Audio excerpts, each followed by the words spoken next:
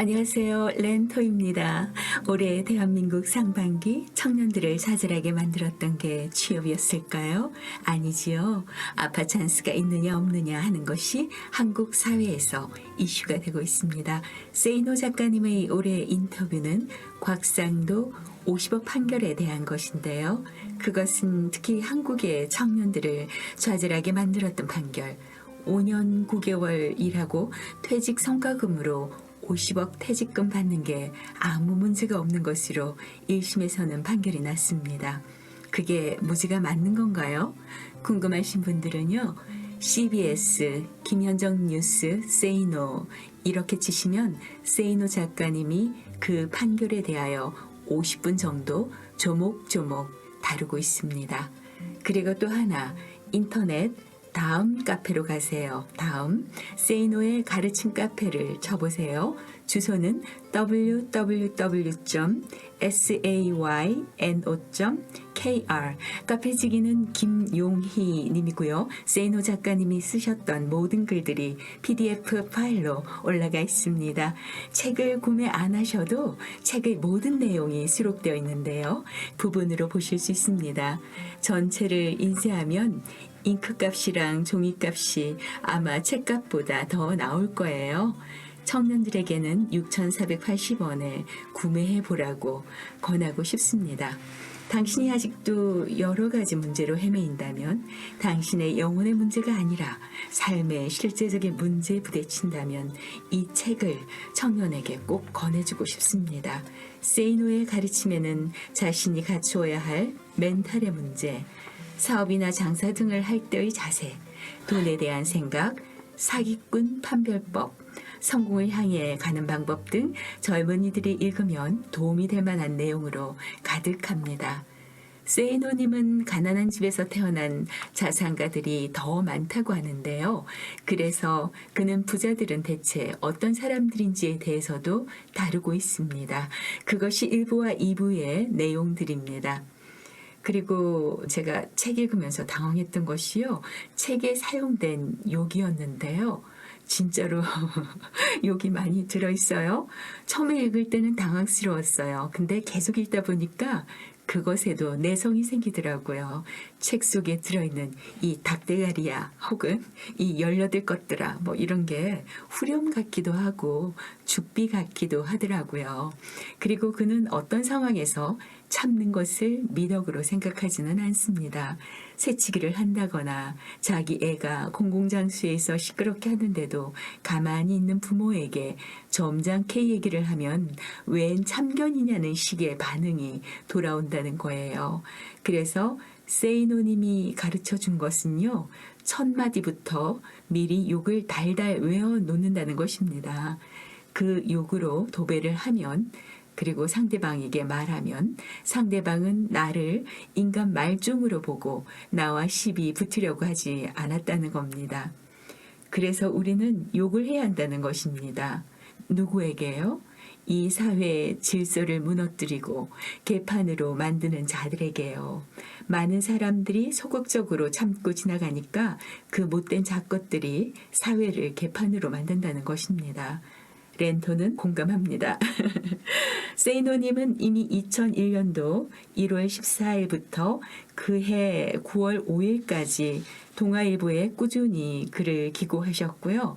동아일보에 소개한 글 가운데서 하나는 나중에 소개해드리겠습니다. 자산가로서 그는 졸부 흉내 내지 말고 먼저 목돈부터 모으라고 합니다. 그리고 지식 배양을 게을리 말라고 합니다. 세이노의 가르침, 주옥 같은 산부, 좋은 의사를 만나는 법. 오늘은 좋은 의사를 만나는 법 책 속으로 들어갑니다. 이 글은 2000년대 초반에 작성되었기에 거기 나오는 연봉이나 상황은 2000년대 초반이라는 것 감안하고 들어주세요. 세이노님 글을 그대로 인용하겠습니다. 중병이 아니라면 종합병원보다는 개인 의원 혹은 개인 병원을 찾는 것이 더 현명할 것이다. 그렇다면 개업의를 제대로 고르려면 무엇을 알아야 하는가? 첫째, 무엇보다도 먼저 건물 자체를 보아야 한다. 자체 건물이건 임대 건물이건 간에 나는 시설이 화려한 곳을 전혀 좋아하지 않는다. 실내에 수입 대리석이 붙어있는 병원들은 건축비를 적정 이상으로 사용하였으면서도 적자가 난다고 징징 우는 곳들이거나 건축비를 빌미로 뭔가 구린내 나는 짓거리를 한 곳일 수도 있다. 나는 특히 대학병원들 중 건축을 화려하게 한 곳들은 일단 구린 냄새가 나는 곳으로 의심한다. 내 아이들이 태어날 때 내가 택한 개인 산부인과는 처갓집에서 소개한 곳이었는데 아주 마음에 들었다. 오래전 이야기지만 건물은 낡았고 입원실은 삼류 여인숙 정도밖에는 안 되며 바닥 난방이 연탄을 피우는 새마을 온돌 시스템이었다. 병원 시설이 호화롭다면 당연히 의사는 병원을 꾸미는데 돈을 처발랐다는 뜻이고 대부분 인테리어 비용에서 와장창 바가지를 쓴다. 그 돈을 메꾸기 위해 환자의 건강과 재정 상태보다는 자기 호주머니 사정을 진료에 더 반영할 것이다. 화려한 병원일수록 수술을 권한다는 것을 나는 누구보다도 잘 안다. 내가 택한 산부인과 의사는 자연분만을 권장하는 분이었다. 오래전 목 디스크로 내가 고생을 하였을 때의 일이다. 당시 그 분야에서 권위자라고 하는 어느 병원의 원장이 여러 중앙지에 글을 쓰고 자주 소개되었기에 일단은 그 병원을 찾아갔다. 명심해라. 어떤 의사의 글이 언론에 자주 나온다는 것은 그 병원 측에서 보도자료를 돌리거나 기자들과의 친분을 이런저런 방법으로 유지하기 때문일 수도 있다는 것을. 어쨌든 그 병원에서는 즉시 수술을 권하였다. 하지만 그 병원의 건물 가격을 얼추 계산하여 보고 고용된 의사들의 수를 반영시켜 보니 그런 건물을 지으려면 수술을 엄청나게 해야만 했다. 나는 그 병원의 권유를 무시하였다. 다른 병원의 정형외과 의사들을 만나보니 그 병원은 완전 상업적 장사숙이라는 말이다. 수술로 알려져 있는 곳이었다. 결국 나는 국내에 나와 있는 관련 서적 4권을 구입하여 읽어보고 물리치료에 대해 알기 위하여 물리치료학 교과서도 구입하였다. 그리고 의사들이 디스크에 대해 이론적으로 배우는 내용이 몇 페이지도 안 된다는 것도 알게 되었다. 그리고 TENS라고 하는 저주파 치료기와 디스크의 압력을 감소시켜주는 목 보호대, 목을 당겨주는 기구가 부착된 침대 등을 종로 5가 의료기 상점에서 구입하여 자가 치료를 꾸준히 하였다. 그리고 병을 고쳤다. 질병을 갖고 있는 모든 사람에게 권하는 말, 그 병과 친구가 되어라. 그 병에 대하여 속속들이 알아내라. 둘째로 고려해야 할 것은 의사 개인의 소비 취향이다. 의사가 차고 있는 시계나 장신구가 호화롭다면 그는 많은 돈이 필요한 사람이다.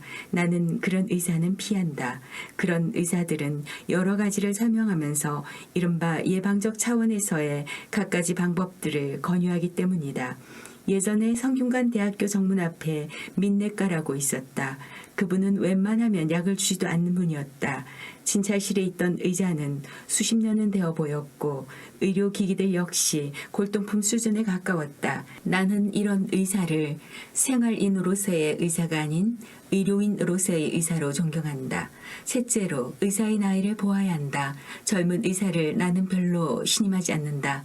의사는 기본적으로 임상 경험이 많아야 하는데 당신이 만난 의사는 수련 기간 동안 당신과 똑같은 질병을 가진 환자를 한 번도 경험해 보지 못했던 의사일 수도 있다. 요즘 웬만한 안과들이 너도 나도 라식이나 라섹 수술 전문임을 표방하는 것을 볼 때 도대체 나는 레이저 수술 기기를 누구를 상대로 얼마나 실습하였기에 그렇게 자신 있게들 덤벼드는지가 궁금하다. 그러나 지나치게 나이가 많다면 새 지식을 받아들이는 데 있어 한계가 있음도 고려하라. 적지 않은 의사들이 학교를 졸업한 뒤에는 공부를 하지 않는다는 것도 염두에 두어라. 넷째, 의사 앞에서는 말을 많이 하고 많이 물어보아라. 의사들 중에는 내성적인 성격을 가진 학교 모범생 타입이 꽤 많다는 것을 염두에 두어라. 불친절하게 비춰지는 의사들 중에는 정말 실력은 있지만 성격상의 이유로 인해 사회적으로 다정다감한 행동을 보여주지 못하는 경우도 많다. 이런 의사들은 환자들에게 권위적으로 비춰지기도 하지만 외향적인 면이 없기 때문에 그런 인상을 줄 뿐이다. 그런 의사들에게는 환자가 먼저 말을 많이 걸고 많이 물어보아야 한다. 즉 의사가 답변을 하면서 말을 많이 하도록 유도하라는 말이다. 5째, 자기만의 비법이 있다는 말을 하는 의사는 양이이건 한이이건 모두 절반은 도둑이라고 생각하라. 어느 한 의사만 알고 있는 비법이란 존재하지 않는다. 예전에 용하다고 알려진 어느 한의사가 있었는데 환자들이 바글바글 댔다. 나중에 밝혀진 바에 의하면 웬만한 한약재마다 스테로이드제를 섞어 주었기에 반짝 치료 효과만 있었고 부작용이 상당하였다. 6째, 중병일 경우 절대 어느 한 의사의 말만 듣지는 말아라. 그 의사가 유명 대학병원 고참 의사라고 할지라도 그렇다. 반드시 2군데 이상의 비슷한 임상 경험을 가진 다른 의사들의 의견을 들어라. 어떤 병원에서는 당장 수술을 해야 한다고 엄포를 놓는 병이 다른 병원에서는 전혀 다른 진단 결과가 나온 예를 나는 여러 번 보았다. 반대로 몸에 특별히 이상한 곳이 없다는 소견을 받은 사람이 나중에 갑자기 죽어버리는 경우조차 하나둘이 아니지 않은가. 물론 의사들은 환자들이 의사 쇼핑을 다니는 것을 싫어하지만 그래도 다른 의사의 말도 들어보아라. 전혀 다른 진단을 받게 될 가능성도 있으니까 말이다. 7째, 첨단 검사 시설이니 뭐니 하는 것도 좋지만 한의사의 의견을 들어보는 것도 시도하라. 둘째 딸아이가 초등학교 시절 갑자기 머리가 아프다고 호소하기 시작했다. 잠을 자다가도 머리가 아프다고 울면서 호소하곤 했다. 그리고 한 달 동안 종합병원들을 다니면서 갖가지 검사를 지겹도록 다 받았다. 결론은 육체적으로는 이상이 없으니 소아정신과로 가라는 것. 그래서 혹시나 해서 동대문 근처에 있는 한의원을 찾아갔다.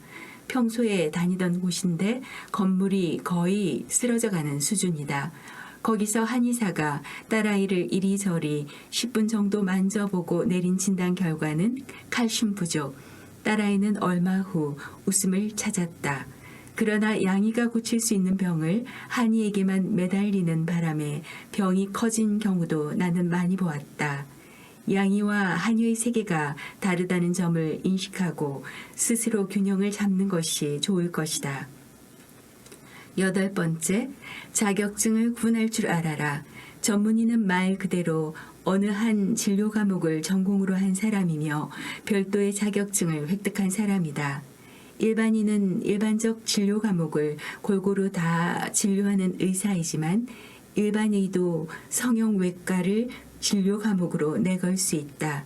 그러다 보니 성형외과 전문의가 수술하는 성형외과도 있고 일반의가 수술하는 성형외과도 있게 된다. 그것을 구분할 줄 알아라. 그리고 의학 박사들은 수없이 많은 질병들 중 특정한 병 하나를 연구해서 어떤 이는 연구한 척해서 학위를 받은 것이다. 그 병이 아닌 다른 병에 대해서는 전혀 박사가 아니라는 말인데도 사람들은 의학 박사를 무슨 신통방통 허준으로 믿는다. 9번째, 비정상적인 방법으로 병원을 운영하는 의사들도 있다. 예를 들어 교통사고 나이롱 환자들과 다정하게 손잡고 보험회사를 등쳐먹으며 병원을 운영하는 곳들이 있다. 이런 곳에 당신이 다른 이유로 인해 가게 된다면 멀쩡한 사람도 환자로 둔갑시키는데 당신 같은 환자 호주머니를 안 털어내려고 할 리 있겠는가? 이런 의사들 중에는 상해 진단서를 당신에게 유리하게 발부해주는 고마운 의사도 있을 수도 있다. 한의사들 중에도 이런 경우가 있는데 주로 값비싼 보약을 계속 먹으라고 유도한다. 10번째, 가족 중 누군가가 특이한 병에 걸렸지만 당신이 만난 의사는 그 병에 대해 교과서에서 한 페이지 정도 배운 것이 갖고 있는 지식의 전부일 수도 있다. 그 정도 지식은 당신 역시 찾아볼 수 있는 것임을 믿어라. 그러므로 인터넷에서 여기저기 찾아보고 필요하다면 의학 서적도 살펴보아라. 영어 실력이 있다면 같은 병을 앓았던 사람들의 경험담을 인터넷에서 찾아보면 도움이 많이 될 것이다. 미국의 유명 대학병원들을 찾아보아라. 병이 희귀한 것이라면 반드시 유명 종합병원으로 가라. 그래야 그 병에 대해 치료한 경험이 있는 의사를 만날 수 있다. 11번째, 특수 클리닉 간판에 지나친 신뢰는 갖지 마라. 미국에서 클리닉이란 그저 외래 진료소라는 의미일 뿐이지 특정 분야의 스페셜리스트라는 말이 절대 아니다. 한국에서도 클리닉이라는 말이 어떤 세분화된 분야에서 특별한 면허를 획득한 전문가들이 운영하는 곳이 결코 아니다. 의료보험이 적용되지 않는 분야에서의 클리닉 중 일부는 그 분야의 환자들에게 과도한 기대치를 불어넣고 고가의 진료비를 받아낸다. 다른 의사들도 비슷한 치료를 충분히 할 수 있으면 물론이다. 그러나 환자가 적을 것으로 예상되는 특별한 분야에서의 클리닉은 그런 상업성이 비재되어 있음도 알고 있으라. 끝으로 부모님이 중병에 걸렸을 때는 반드시 역할 분담을 해라. 모든 자식들이 우르르 다니는 것은 전혀 현명하지 못하다. 제 아무리 효자라고 할지라도 조만간 모두 지치고 만다. 참, 중국 여행을 하게 되면 반드시 들르게 되는 곳이 무료 진료를 내세운 병원들인데 여러 가지 한약재를 판다. 그 한약재들은 같은 가격으로 한국에서 훨씬 질 좋은 재료로 구할 수 있음도 알아두어라. 내가 한번 당한 경험이 있다. 이번에 읽어드릴 글은요. 2001년도 9월 5일 동아일보에 기고했던 세이노 작가님의 글입니다. 부티보다 기티나게 외모에도 신경 쓰라. 외모도 중요하고 실력도 중요하다. 나는 도덕적 문제와 관련해서는 사람들의 말을 크게 믿지 않는다. 교통신호를 지켜야 한다고 말은 하지만 실제 생활에서는 그렇게 하지 않는 사람들이 많기 때문이다. 말과 행동의 이중성이다. 이러한 이중성이 나타나는 것 중에 하나가 외모는 중요하지 않으며 마음이 중요하다는 말이다. 말은 그렇게 하면서도 외모를 본다. 중국 당나라의 관리 선발 기준이었고 조선시대의 인재 판별 기준이라는 신원 서판에서도 외모가 첫째 조건이었다. 정신의학에서는 사람을 한 가지 면으로 판단하면 미숙하다고 본다. 그러나 이 세상은 사람을 외모로 판단하는 미숙한 환자들로 가득함을 명심하라. 바비 인형처럼 속이 텅 비어 있어도 예쁘면 뜨게 되고 가상의 인터넷 캐릭터 아바타를 지장하느라 정신없는 것이 이 세상이다. 나처럼 내 멋대로 하고 다녀도 아쉬울 것 없는 사람이 아니라면 외모에도 신경을 써라. 일본의 야마다 오사무 역시 사람을 간파하는 기술에서 사람은 외관이 중요하다고 외친다. 외모 콤플렉스가 심하면 성형수술이라도 하라. 올해 2월 21일자 월스트리트 저널에서 한국 여성들의 성형수술 풍조를 조롱하였다고 분개하는가. 우스운 기사이다. 미국은 훨씬 더하다. 1996년 미국 격주간지 포춘은 미국 남자들이 외모에 쓰는 비용만 연 95억 달러라고 했다. 미국 피츠버그 대학 조사에 의하면 키가 188cm 이상인 남자들은 183cm 미만인 남자들보다 12.4% 많이 번다. 키높이 구두를 신어라. 94년 아메리칸 이코노믹 리뷰에 실린 연구조사에 따르면 능력이 같아도 잘생긴 사람은 못생긴 사람보다 임금을 10% 받는다. 똑같은 죄인일지라도 미녀는 무죄를 받을 확률이 더 높다는 미국 자료도 있다. 정신병동 같은 이 세상에서 살고 있는 한 변신하라. 의사 전달 효과 역시 55%는 몸짓, 표정, 시선에 의존하며 38%는 목소리 톤에 그리고 7%만이 발표 내용에 의존한다고 한다. 머리 손질, 의상, 말투로도 당신은 변할 수 있다. 이때 부티를 내지 말고 기티가 나도록 하라. 졸부처럼 돈과 상표만 걸치지 말고 귀족적 세련됨을 갖추라. 그것은 온몸에서 퍼져나온다. 전화 음성, 운전 습관, 의상 코디에서도 기티가 나오게 하라. 그것이 진짜 매력이다. 외모가 주는 이점은 남들보다 앞선 출발선에 설 수 있다는 것이다. 물론 당신을 질주하게 하는 것은 궁극적으로 실력이다. 외모만 믿고 능력 개발을 등한시하면 생명이 결코 길지 않다. 외모에 자신이 전혀 없다고? 그렇다고 좌절하지 말고 실력을 2배로 길러라. 이 세상은 당신이 넘어지면 잔인하게 짓밟고 지나가지만 당신이 일어서면 우러러 본다는 사실을 명심하라. 찰스 왕세자가 왜 젊고 아름다운 다이애나를 좋아했다가 턱주름 가득한 파크볼스를 사랑하는지도 한 번쯤 생각해보라. 세이노의 가르침, 오늘은 좋은 의사를 만나는 법과 부티보다 귀티나게 외모에도 신경 쓰라고 하는 2001년도 동아일보 기고글과 함께 했습니다. 함께 해주셔서 감사합니다. 지금까지 렌토입니다. 다음 주 수요일에 다시 만나 뵙겠습니다. 안녕히 계십시오.